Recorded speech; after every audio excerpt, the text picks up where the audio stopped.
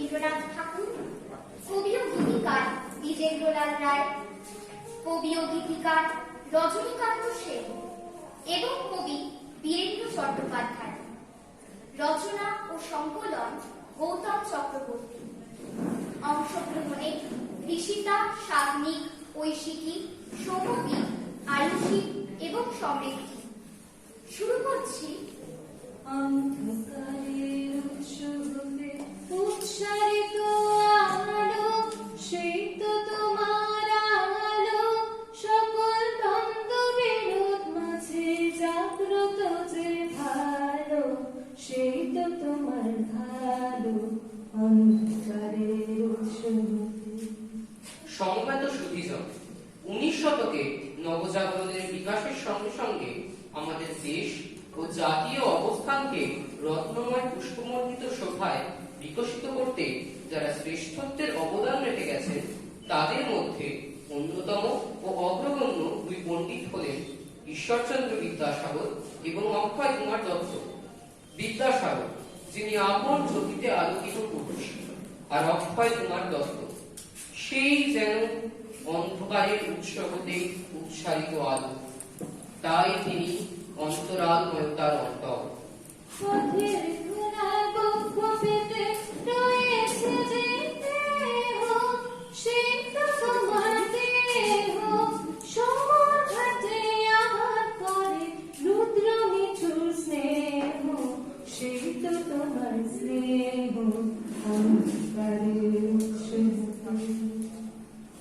এই দুই মনীষীকে আমরা প্রতিনিয়ত বিদ্যা ও জীবন দর্শনের মধ্যে অনুভব করি, কিন্তু 19 শতকের সেই জাগরণের জোয়ারে উদ্বেলিত দেশাত্ম এক পর্যায়ক্রম সময় ধরে ঘাটার চোরাপঙ্কে তলিয়ে যাচ্ছে কেন? অপরিকল্পিত বঙ্গকৃষ্টি ছিন্ন ভিন্ন পালের নৌকোর মতো গাম পাড়ে কর্দমাবদ্ধ হয়ে ভগ্নস্তূপে পরিণত হতে থাকলে আমাদের সঙ্গে সঙ্গে আগামী প্রজন্মেরও ভবিষ্যৎ কি? তাই একবিংশের ছেলে মেয়ে আমরা জোর হাতে উত্তর চাইছি। অতীত যা শিখিয়েছে সমাজকে, তার দাম কেন ভুলে যাচ্ছি? সভ্যতা ও ইতিহাস বলে থাকে বিজ্ঞান ও মানবতা শেষ কথা। উন্মাদ ধর্ম কুসংস্কার চতুষ্পদ কি বলে জাতিমাতা? একবিংশের ছেলে মেয়ে আমরা চাইছি যত উন্নতি হোক নবচেতনা। চারিদিকে শুধু লোক আর পাপ, দেখে দেখে মনে লাগে ধিক্কার। মহামহা মনীষীর জন্ম, সংস্কারক তারা সমাজে। বিজ্ঞান ও গণিতের জ্যোতিষ্ক, তাদেরই হচ্ছে কিনা মাথাছেদ। একবিংশের ছেলে মেয়ে আমরা সকলেতে আহ্বান জানাচ্ছি, বাঁচাতে যুক্তিবাদ ঐতিহ্য। আমাদের সাথে হও সাথী, আমাদের সাথে হও সাথী, আমাদের সাথে হও সাথী। বেলা বলে যায় ছোট্ট মোদের ফাঁসি তরি, সঙ্গে কে কে যাবি আয়। বেলা বলে যায় দোলে হার বকুল জ্যোতি দিয়ে গাথা সেই। রেশমি হার দোলে মধুর মধুর বাতাসে। হেমেছে তরি দুলছে তরি, ভেসে যাচ্ছে দরিয়ায়। বেলা বলে যায় ছোট্ট মোদের ফাঁসি তরি, সঙ্গে কে কে যাবে আয়। বেলা বলে যায়। মিত্রবেলা কিশোর বাহিনী তাদের উপলব্ধি দিয়ে বর্তমান ভারতবর্ষের সমাজ, শিক্ষা ও সংস্কৃতির এই ছোট্ট চেতনা পাচ্ছি নৌকায় ঊনবিংশ শতাব্দীর সেই দুই বিলম্ব পণ্ডিতের সচেতনতা ও শিক্ষার বার্তাকে নবরূপে উপস্থাপন করতে চায়। কবি সত্যেন্দ্রনাথ দত্ত কয়েক ছত্রের সাগর তর্পণ করে প্রথম শ্রদ্ধা নিবেদন বিদ্যাসাগরের প্রতি। বাংলাদেশের দেশি মানুষ বিদ্যাসাগর বীর, উদ্বেলিত দয়ার সাগর বীর যে সুগম্ভীর। তেমন মানুষ না পাই যদি, খুঁজব তবে আয়। ধুলায় ধূসর বাঁকা চটি ছিল যা ওই পায়। শাস্ত্রে যারা শস্ত্র গড়ে হৃদয় বিদারণ, তর্ক জাতির অর্থ কলার তুমুল আন্দোলন, বিচার জাতির যুক্তিবিহীন অক্ষরে নির্ভর, সাগরের এই চটিকারা দেখুক নিরন্তর, দেখুক এবং স্মরণ করুক সভ্য সাচির রং, স্মরণ করুক বিধবাদের দুঃখ মোচন পথ, স্মরণ করুক পান্ডা রূপী গুন্ডা দ্বীপের হার, বাপ মা বিনা দেবতা সাগর মানে না আর। এইভাবেই যুক্তি, বুদ্ধি, জ্ঞান হাতিয়ার করে ঈশ্বরচন্দ্র কাজ করেছেন শিক্ষা, বিশেষত নারী শিক্ষা ও সমাজ সংস্কারের কর্মকাণ্ডে। আর সেই সমাজের মানবগণে যুক্তিবাদী চিন্তনের উন্নতি বিধানে অক্ষয় কুমার দত্ত জীবনপাত করেছেন জ্ঞান সংগ্রহ ও বিতরণে। সত্য সন্ধান ও সেই সত্যকে প্রতিষ্ঠিত করবার নিরলস ব্রতী হয়ে দুরূহ কাজ সম্পাদন করে গেছেন, যা এই কবিতায় তাকে বিনম্র শ্রদ্ধার করে। বড় হওয়া একরকম, আর নামই হয়ে ওঠা আর এক। আপন আবর্তে জীবনকে পড়তে পড়তে যখন জানলে অখিল সংসারই আমাদের ধর্মশাস্ত্র, বিশুদ্ধ জ্ঞানই আমাদের আচার্য, ঠিক তখন থেকেই তুমি নামি না হয়ে তোমার বড় মানুষ হওয়াকে কেউ আটকাতে পারেনি। গোড়ামি আর গ্রহের ফেরকাবাড়ি চুরমার করে তুমি বিচরণ করেছ বহুধা বিষয়ের সকল ছন্দে, মাধ্যাকর্ষণ থেকে আহ্নিক গতি ও বিষুবরেখায় ভূবিদ্যার বৃত্তান্তে। সমাজ যে বিজ্ঞানের আবর্তে চলে, এই দর্শন ও যুক্তির আলোয় আলোকময় করে তুমি হয়ে রইলে অনেক উঁচু এক অক্ষয় নামের বাকি স্তম্ভ। আমরা এমনি এসে ভেসে যাই, আমরা এমনি এসে ভেসে যাই, আলোর মতো হাসির মতো কুসুম গন্ধ রাশির মতো, হাওয়ার মতো নেশার মতো ঢেউয়ের মতো এসে যাই, আমরা এমনি এসে ভেসে যাই, আমরা এমনি এসে ভেসে যাই। সময়কালের চেয়ে অনেকটা এগিয়ে চলা একটি মানুষ বিদ্যাসাগর স্ত্রী শিক্ষার অভাব এবং বাল্য বিবাহের পরিণাম বোঝাতে গিয়ে বলেছেন, সেই কন্যাদিগের বর্ণ পরিচয় হইতে না হইতেই উদ্বাহের দিন উপস্থিত হয়, সুতরাং পাঠের প্রস্তাব সেই দিনই অস্ফুটিত হইয়া যায়। আর অক্ষয় কুমার দত্ত চেয়েছিলেন বিবাহের আগে পাত্র পাত্রী পরস্পরের সঙ্গে পরিচিত হয়, যাতে প্রস্ফুটিত প্রণয়ের ভিত্তিতে তাদের মধ্যে মানসিক বন্ধন দৃঢ় হয়।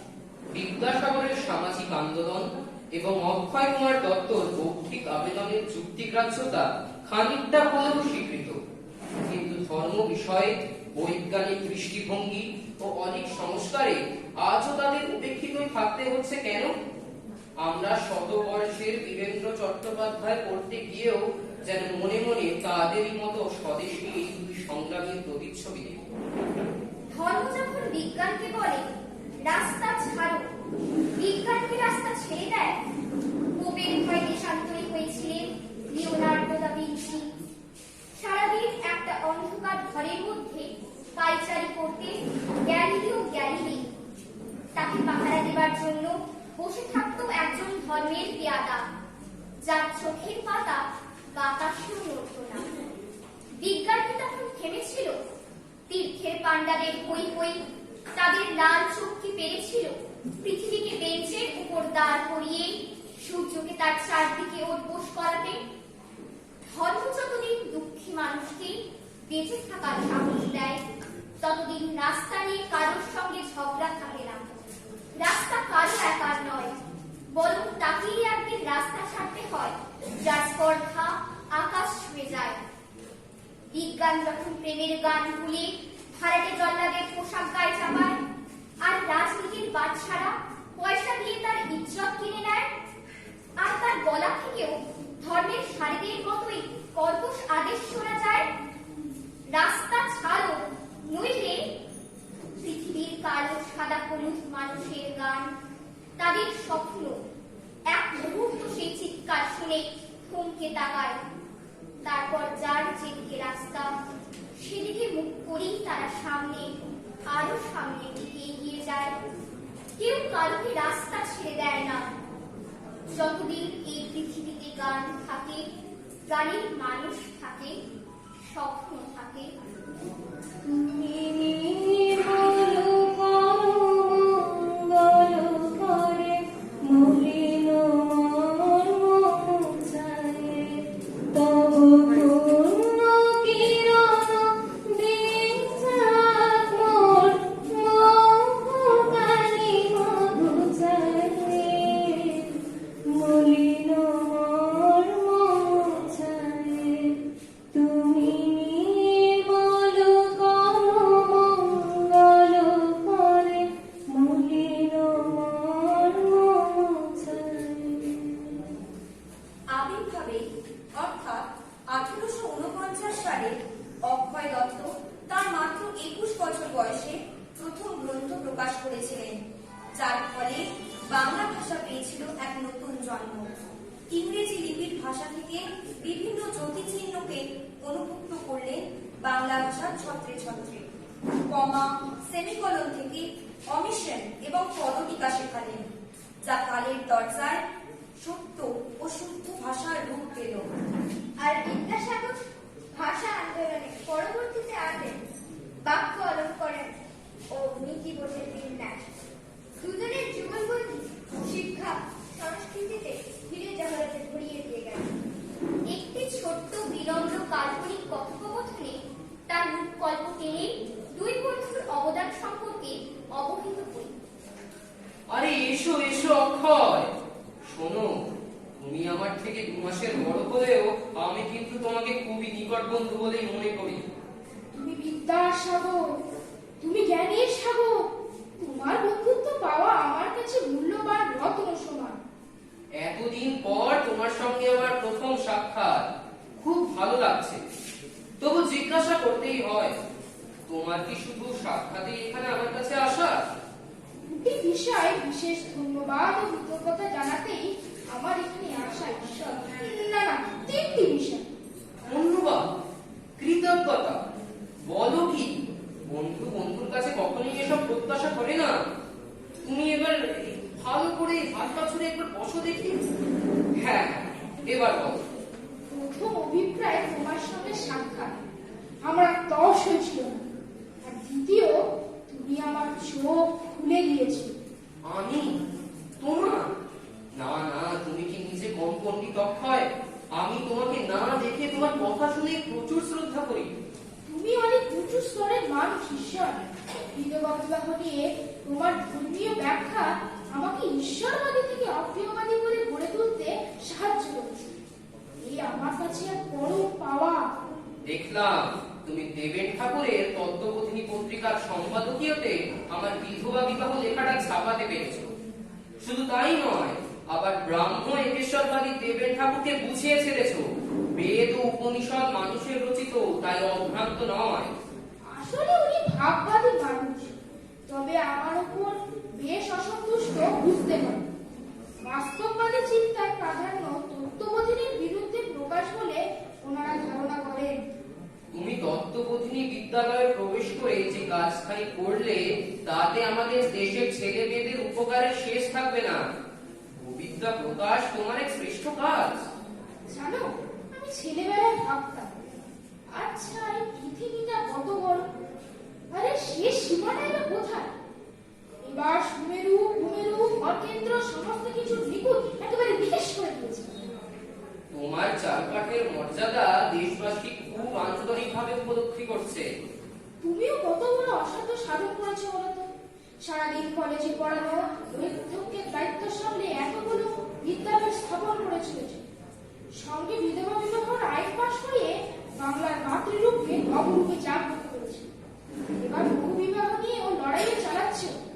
হ্যাঁ হ্যাঁ, তোমার কথায় আমার সেই যে গো কর্মচারীটি যে তোমার 1000 খানেক টাকা নিয়ে পালিয়েছিল, তার কথা মনে পড়ে গেল। শেষ পর্যন্ত কি হলো? সে বিধবা বিবাহ করলো? হ্যাঁ, সেটা ধরা পড়লো বুঝলে।